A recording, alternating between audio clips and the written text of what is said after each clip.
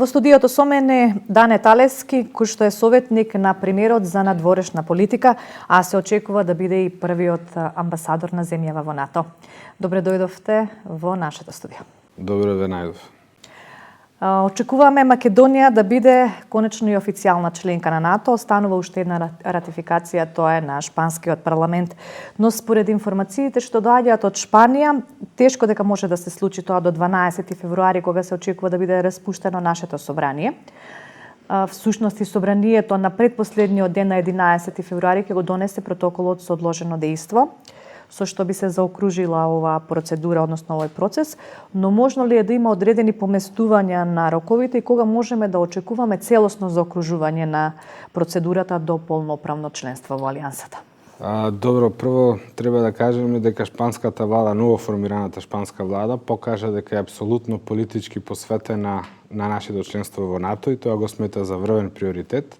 Една од првите нивни одлуки беше по итна постапка да го достави предлогот за ратификација до Шпанското собрание.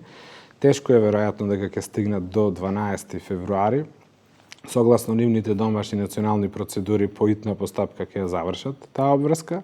Известно е дека нашето собрание ќе го ратификува Северноатлантскиот договор на 11 февруари и тој ќе стапи на сила откако ние ќе го депонираме нашиот инструмент за ратификација во Вашингтон, а пред тоа ќе го направат тоа шпанците. Прашање е на недели. Јас сум убеден дека пред одржувањето на парламентарните избори Република Северна Македонија ќе го заземе своето долго очекувано и заслужено столче, место како полноправна 30-та полноправна членка на Алијансата. Многу е важно да се каже дека тоа беше невозможно да се случи без склучувањето на Преспанскиот договор, кој што го овозможи тоа, бидејќи спорот кој што го имавме со Република Грција за околу името беше поставен како услов за нашето членство уште од Букуреш 2008 година. Тогаш НАТО со консензус донесе одлука дека можеме да станеме полноправна членка откако ќе го решиме спорот и тој заклучок беше последователно повторуван за нас на сите понатамошни самити на НАТО. Кога успеевме да го отстраниме тој проблем, сега го добиваме нашето заслужено, како што кажав, место како полноправна членка на најмоќната воена и политичка алијанса во историјата на човечката цивилизација. Кога сме веќе кај Преспанскиот договор, иако во план ми беа прашања други кои што нели течат со разговорот, јас веднаш ќе ве прашам за мислењето на опозицијата, односно оние најави дека ќе бараат ревидирање на Преспанскиот договор и обид да се врати старото име на државата. Што би можело да се случи, дали ова е возможно да се случи?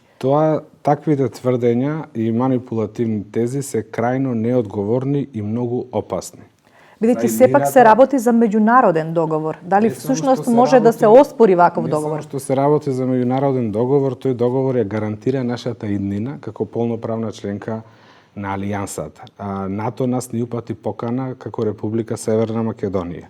Како што кажав порано, решавањето на спорот за името ни беше поставено како услов од страна на НАТО за нашето членство. Го решивме спорот, стануваме членка на НАТО. Со најпрости зборови кажано да биде јасно за граѓаните, ако го немавме договорот од Преспа, немаше да добиеме членство во НАТО. Размислувањата, идеите, заговорувањата дека треба да се поништи, дека треба да се ревидира или измени се многу опасни за нашата иднина. Го загрозуваат НАТО, членството за нас значи стабилност, значи безбедност, значи подобри шанси за економски развој. Преспанскиот договор не само тоа, ни ги отвора и перспективите за ЕУ. И таму бевме на ист начин блокирани. Секои идеи и заговарање за негово пореметување, непочитување, изменување, заговараат можности да се вратат пак блокадите, да се врати нашата стагнација, конфликтите со соседите и отворат можности за внатреполитичка нестабилност. Така да тоа се крајно неодговорни и опасни тези за еднината на државата и за идните перспективи на сите граѓани. Моментот ме беше дали воопшто е можно да се ревидира ваков договор со оглед на фактот дека се работи за договор кој што е меѓународно признен. Договорот е полноправен, е важечки, на сила, се почитува и имплементира од двете страни. Ние во Република Грција денеска имаме еден од нашите најблиски сојузници, стратешки партнери и голем поддржувач за нашето членство во НАТО и во Европската Унија. Целиот процес на наша ратификација за НАТО почна со грчката ратификација. Тоа е дел од договорот во Преспа. Ако го читате, една од обврските на Грција за да стапи на сила договорот беше под број 1 да го ратификува Грчкото собрание, што го направија, и под број 2 услов за да стапи на сила договорот беше грците да го ратификуваат нашиот протокол за членство и тие беа први. Договорот е полноправен и е важечки, е депониран. Тој е меѓу нас, билатерален договор, ама е оверен со потписи од Метју Нимиц како представник на Обединетите нации. Не е се само овие тезите за негово укинување, туку и за непочитување се многу опасни. Значи, опасни се во смисла дека фрлаат сенка, го прават, создават непремостиви разлики за нашето членство во НАТО и повторно, да кажем, го враќаат таа ситуација на конфликти, на вета, на стагнација. Ние, ако можевме на било кој друг начин да станеме земја членка на НАТО, верувам дека тоа ќе го направевме порано. Ако можевме на било кој друг начин да ги отвориме преговорите со ЕУ, ќе го направевме тоа порано. Тоа прашање е затворено, беше тежок, но неопходен компромис кој што и дозволи конечно на државата да направи квалитетен исчекор напред и да седне на маса рамноправно со најразвиените и најсилните земји во светот. Со самото членство во НАТО, државата има и одредени обврски. Една од нив е во делот на извојување средства од буџетот, мислам дека беше до 2%. Има ли капацитети нашата држава како ваква, во услови кога знаеме колку земјата е задолжена, да се носи со овој предизвик? Обврската за издвојување на 2% од бруто домашниот производ за буџетот на одбраната, НАТО земјите членки ја имаат превземено во 2014 година на самитот во Велс. Ние, ако прашувате за нашите капацитети, еви да знае јавноста, во 2008 година, кога очекувавме да ја добиеме поканата и да станеме полноправна земја членка НАТО, веќе имавме буџет на одбраната кој беше над 2% од нашиот бруто домашен производ. Значи, бевме подготвени и бевме комплементарни со различните барања на НАТО, вклучително и обврската да бидеме над 2%.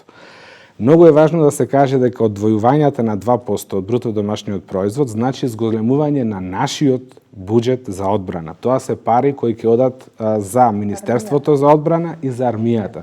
Тоа значи под број 1 подобри стандарди за работа и можности за работа за војската, нивна модернизација, техничко усовршување и зајакнување на нивните капацитети. 2% од БДП не ги даваме ние на НАТО, туку НАТО очекува да ги инвестираме во нас, во нашите капацитети, во нашата армија. Така да ја разрешиме оваа дилема. Да, а инаку ние имаме обврска да партиципираме во фондовите на НАТО и да даваме финансиски придонес, кој што од НАТО ни одреден да биде 0,0721% од вкупниот буџет на НАТО. Тоа не е ни 1%. Тоа е 0,0, не е 99,9%. Останатите земји членки на НАТО даваат придонес за буџетот на НАТО да биде толкав колку што е. Очекувањата кои НАТО ги има за наш придонес кон алијансата се сосема соодветни на нашите можности и капацитети. Но како држава, апсолутно, но придонесот кој треба да го даваме треба да биде квалитетен, бидејќи се има одредени НАТО стандарди и нашето функционирање таму како полноправна членка треба да биде со полн капацитет согласно нашите можности. Околу тензиите што се на Блискиот Исток, актуелни се знаеме САД, Иран, Ирак, во услови кога сме полноправна членка на Алијансата, ќе се бара и полноправно учество на земјата со човечки капацитети, да кажеме во вакви конфликти.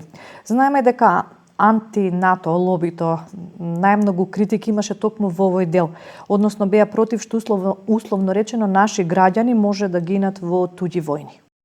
Како гледате на ова? Вака, прво во однос на тензиите кои беа во Иран, сега се деескалирани, ставот на владата беше дека најостро ги осудува нападите на Иран врз американските и коалицијските бази, воедно тие беа комплетно неприфатливи, повикавме на деескалација и смирување на тензиите за да може да се врати регионалната стабилност. Инаку ние веќе полноправно учествуваме и сме учествували од 2002 година во различни мисии на НАТО, во Авганистан, во Ирак, на други места. И тоа се една од обврските кои ги имаме како земја членка на НАТО. Но оно што е важно да се каже дека НАТО пред се е сојуз кој што служи за подобрување на колективната безбедност на земјите членки и гарантирање, одржување и обезбедување на мирот во светот. НАТО не е алијанса која предизвикува конфликти и војни. Не развива ни агресивни, ни офанзивни капацитети кон трети страни. Таа служи тука да ги брани интересите и безбедноста на земјите членки и воедно да го гарантира, односно да придонесува кон развој и одржување на мирот во светот. Сите земји членки на НАТО се добро развиени демократии со силна почит за демократијата, владењето на правото, други демократски вредности како индивидуални слободи и права и со силна посветеност кон повелбата на партиципацијата со човечки капацитети. Ние и сега ја правиме. Не учествуваме во конфликти. Ние учествуваме во мисии кои се мировни мисии и кои се таму да ја гарантираат безбедноста и стабилноста на НАТО. Државата има обврска да учествува во такви мисии согласно членството во НАТО. Државата наша учествува во такви мисии од 2002 година. Ние сме извозник на стабилност во уште од период кога на нашата територија имавме мисии на НАТО. Ние после конфликтот од 2001 година имаше 2-3 мисии на НАТО кои помогнаа да се стабилизира ситуацијата и која придонесоја за стабилноста во регионот. Нашето полноправно членство во НАТО ќе придонесе кон обезбедување поголема стабилност во нашиот регион и ќе придонесе кон демократскиот развој. Нашите војници рамноправно и доста квалитетно даваат придонес од 2002 година до сега во различни мисии во светот, но тие не се мисии кои се конфликтни, кои се некои од нив се воени, бидејќи се војниците, но ние учествуваме во невоени мисии за тренинг, за јакнење на капацитети, но таа обврска која што ја имаме, како земја партнер на НАТО, што викате да учествуваме во тие мировни мисии, ја правиме и порано, рамо до рамо, и ќе продолжиме да ја правиме, но повторно во согласно со нашите можности и со нашите капацитети. НАТО алијансата е воен сојуз, но исто така е политичка алијанса базирана на, како што кажав, демократски вредности, кои наша, ако ме прашате мене, примарна обврска е да ги почитуваме и да ги промовираме. Како во земјата, така и во нашиот регион. Друга наша обврска, мислам дека треба да биде почитувањето на, тоа се нарекува НАТО политика на отворени врати. Тоа значи понатамошно залагање за да чуваме отворена врата за други земји членки кои се заинтересирани да се вклучат во алијансата, бидејќи таа политика покажува дека е успешна. Ние сме последниот пример, како 30-та земја членка што влегуваме во алијансата, тоа е потврда на таа политика, а таа политика значително има придонесено за зајакнување на безбедноста и стабилноста на евроатланскиот регион, а и како што кажав, на стабилизирање на нашиот регион. Членството на Република Северна Македонија во НАТО ќе помогне за безбедноста и стабилноста на целиот Западен Балкан. А што е со критиката дека нашите војници ќе гинат во туѓи војни? Не ми одговоривте конкретно. Видете влегувањето во НАТО. Знаеме дека имавме случаи на земји членки каде што загинаа војници во Либија, на Блискиот Исток, италијански војници, мировните мисии на НАТО одат во конфликти каде што е нарушена некогаш безбедноста и нестабилноста и се трудат таму да воспостават мир, да помогнат во градење на демократија и на човековите права. Тие се изложени на опасности. Таа опасност нема да биде ништо ни поголема, ни помала од онаа што сега ја преземаме како риск со нашето учество во мисиите. Прва и основна цел на секоја држава е да го ја заштити добробитта на своите граѓани. Со нашето членство во алијансата добиваме одредени обврски кои нема во таа смисла на учество во мисии и како што вие викате гинење во туги војни, не се и тие кои што го велат, не се во право, бидејќи влегувањето во алијансата значи дека ние, како наш интерес и како работи кои се важни за нас, ги прифаќаме сите интереси и теми кои што се важни за алијансата. Ние ќе треба да ги промислуваме и да ги гледаме по глобалните проблеми и прашања, бидејќи сме полноправен член на Алијансата и ние таму ќе партиципираме во донесувањето на одлуки. Ние ќе ги креираме одлуките на НАТО. Ние ќе даваме свој придонес во изготвувањето на решенија на Алијансата и на постапувањето во Алијансата. Сите прашања кои се од предмет на интерес на Алијансата треба да станат дел од нашето национално промислување и нашите институции да се бават со нас. Така, дозволете ми само да заклучам дека мисиите кои што ги има НАТО во различни земји во светот се наши мисии, ќе бидат наши мисии. Не се тоа мисии сега на НАТО каде што ние учествуваме како партнер. Тоа се наши мисии каде што ние како полноправна земја членка за брзо време ќе учествуваме рамо до рамо со сите други 29 сојузници. Кој каков товар ќе носи во тие мисии е прашање на договор внатре во Алијансата и секогаш, како што кажав, во согласност со капацитетите и можностите.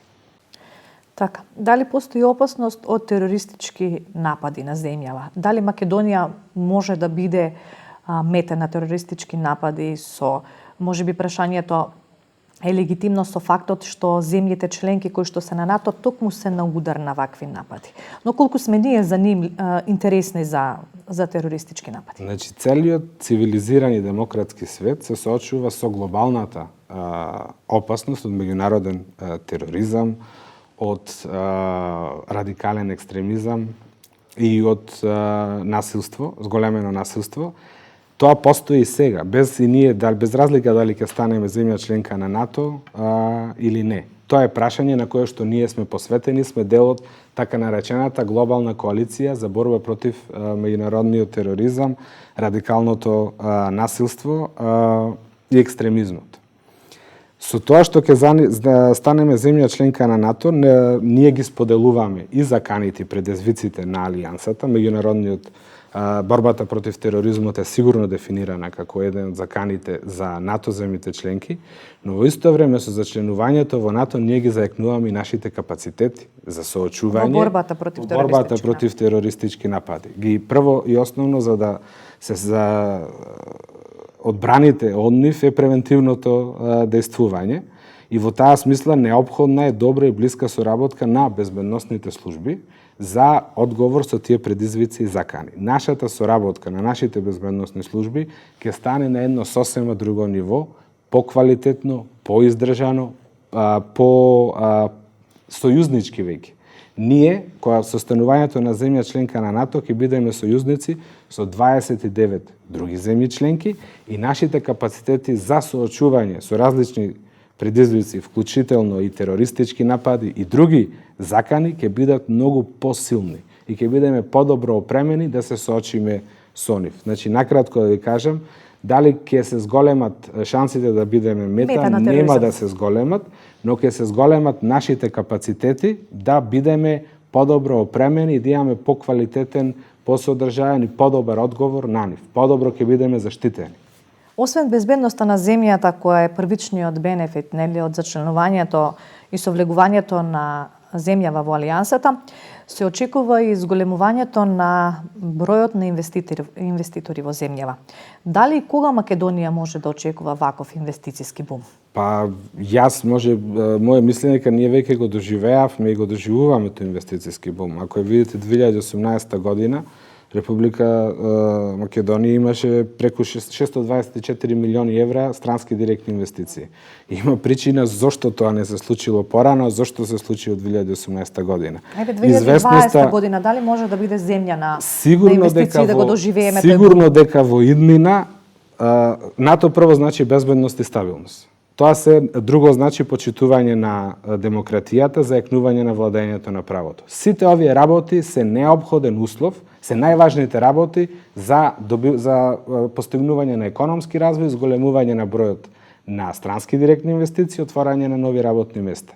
Ако ги видите вие анализите кои ги прават меѓународните кредитни институции, факторите на безбедност и стабилност влијаат врз оценката која тие дадаа за кредитен рейтинг. Значи, ние може да очекуваме подобрување на условите за нас за меѓународно финансирање, вклучително интересот економски за странски директни инвестиции. Има еден факт непобитен, економската соработка меѓу земјите членки на НАТО станува многу подобра. Значи, земите членки на НАТО економски соработуваат поблиску меѓу себе, бидејќи се веруваат, бидејќи се ги знаат односите, бидејќи се убедени и уверени во почитувањето на демократски вредности, на владењето на правото, да меѓусебната соработка се зголемува. НАТО не е само воена алијанса, НАТО е политичка алијанса, ама во себе обединува и огромна економска моќ. Земите кои што се таму представени се дел од таа алијанса, вкупно заедно прават 50% од светскиот бруто домашен производ. Така да, тоа се како емпириски податок ги имате од сите досега земји членки кои се станале дел од алијансата, Бугарија, Романија, Црна Гора, Албанија. Степенот на економски развој, степенот на директни странски инвестиции значајно се зголемува со полноправното членство на НАТО и тоа е директен придонес. Главен придонес е безбедноста, стабилноста, политичката стабилност, гарантирањето на територијалниот интегритет, но как предуслов, тие сите работи се предуслов за појак економски раст и развој. И сосема на крајот едно прашање за Европската унија. Знаеме дека Македонија нели го донесе Преспанскиот договор со што нели го одблокира своето членство во НАТО, но се очекуваше да добие и датум за преговори. Знаеме дека тоа не се случи поради несогласувањата со Франција. Кога според вас може да се очекува државата да го отпочне процесот за отварањето на поглавјата? Нашите очекувања беа дека уште во октомври имавме очекувања дека ќе има позитивна имаме одлука. критики ако веќе го жртвувавме името, знаете, од опозицијата го подпишавме штетниот предпански договор. Тоа значи да не се навраќам на тоа, еве да повторам, Преспанскиот опасно е за еднината на државата да се заговара промени. Зошто не блокираше Европската унија? Знаеме зошто не блокираше. Значи, изјавите од тогаш ако ги погледнете се дека проблемот не е во нас, туку е во нив. Ние ги завршивме сите наши обврски, останува од нивна страна. Многу од европските лидери го квалификуваат тоа како историска грешка, како грешка и гледаме голема посветеност тоа да биде исправено што е можно побрзо. Ние се наделаме дека тоа ќе биде направено во текот на за брзо време, во текот на Советот на ЕУ кој што ќе биде во март. Понатаму знаеме дека во мај е Загребскиот самитот во Загреб на ЕУ и на Западен Балкан. И остануваме посветени на целта, а тоа е едната цел стратешка ја исполнуваме, членство во НАТО, втората треба да ја ставиме на не повратни патеки на остварување со отворањето на преговори за членство со ЕУ, ќе почнеме да ја постигнуваме втората стратешка цел, полноправно членство на ЕУ. Се обидуваме сите аргументи да ги дадеме, дека сме спремни да имаме полноправно членство за НАТО. Ја спомнавте опозицијата, воопшто не помага, например, во однос на НАТО, нивното противење да гласаат за законот за одбрана со нивната аргументација, но во однос на името на армијата. Да, ама тие веќе изгласаја закон за измени на закон за служба во армијата, каде што веќе се користи армија на Република Северна Македонија. Законот за одбрана не е предуслов за наше членство во НАТО, ама законот за одбрана е сигнал за да ги поставиме работите на прав начин, за да можеме под еднакви услови рамноправно да придонесуваме во системот на колективна безбедност, да бидеме капацитетни. И неговата поддршка значи поддршка за членство во НАТО. Слично со ЕУ, она што можеме да го направиме за да ги зајакнеме нашите аргументи и позиции за побрзо да отворат преговори е носење на закон за јавно обвинителство. Ако тој се успее да се најде компромис и ако опозицијата успее да се надмини, да ги гледа интересите на државата, да ги стави на прв степен, мислам дека тоа ќе придонесе многу силно за земите членки на ЕУ да го донесат правилната одлука уште во март и да не дозволат отворање на преговорите, бидејќи да нема тука дилеми, добро и за граѓаните да знаат ова што се прави членството во НАТО и членството во ЕУ е во интерес за сите. Е во интерес на државата, граѓаните и тука треба сите политички интереси, леви, десни, етнички партии да бидат ставени на страна, бидејќи она тоа е стратешка цел на земјава. Тоа е одржало кохезивноста на оваа држава, и надпартиска, и меѓуетнички, кај што постоел апсолутен консензус, било членството во НАТО и во ЕУ. И ние се должиме себе си, за минатите генерации кои биле посветени на тие цели, и за сите идни кои треба да им дадеме најдобри услови за живот тука, да ги постигнеме тие цели. А тоа можеме да го направиме само единствено ако ги надминиме теснопартиските интереси и ако работиме заедно посветени кон исполнувањето на тие цели. Господин Италевски, ви благодарам за исцрпните одговори. Ви благодарам, Милос.